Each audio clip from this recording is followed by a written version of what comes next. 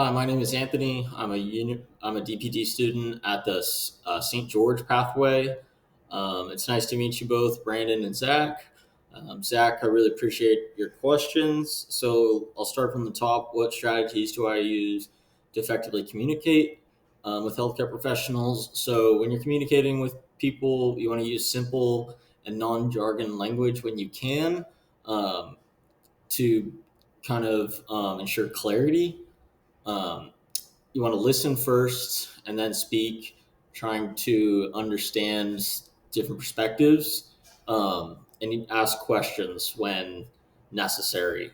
And obviously, respecting other people's professions and their scopes as well. Your second question: what values and ethics are important to you in your profession? That will make you pursue your profession. So the PT core values are very similar to my own. Kind of, compassion, accountability, integrity, um, overall patient-centered care. Um, as healthcare professionals, we've got an ethical responsibility to advocate for our patients' well-being. Um, I choose PT to help others, regain their function and independence, and the passion for the activities. Kind of, we all have passion for our perspective professions. Um, you know, Other than that, values and ethics. I think that each person is a little different, but overall, the overarching values and morals and ethics surrounding healthcare are very similar across all professions.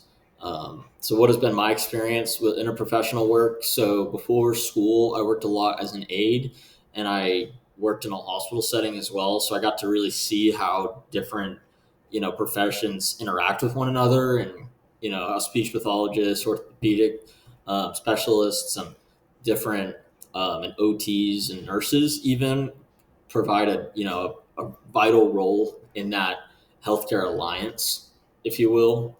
Um, so I think that's really important. What are my personal values regarding interprofessional work? I think teamwork is a big thing, kind of on that interprofessional alliance. I think it's really beneficial when we work together. Um, but then, with that being said, I think we need to be humble in our approaches, learning from each other. We all have a shared goal, but I think we all can learn from one another, which is really important. Um, would you How would you resolve situations where you have conflicting patient opinions? I think it's important in all situations to stay calm and professional. Um, Try to seek to understand the reasoning first.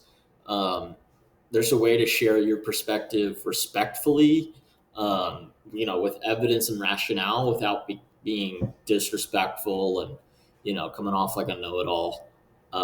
But in severe cases, it can be necessary to involve like a supervisor or, for example, in a hospital setting, if we're working with a patient, it may be beneficial to go to the presiding doctor and ask for their opinion on such um, plan of care if that's necessary. Um, but other than that, that's really it. It was a pleasure interacting with you guys, Zach, and I'll interact with Brandon next.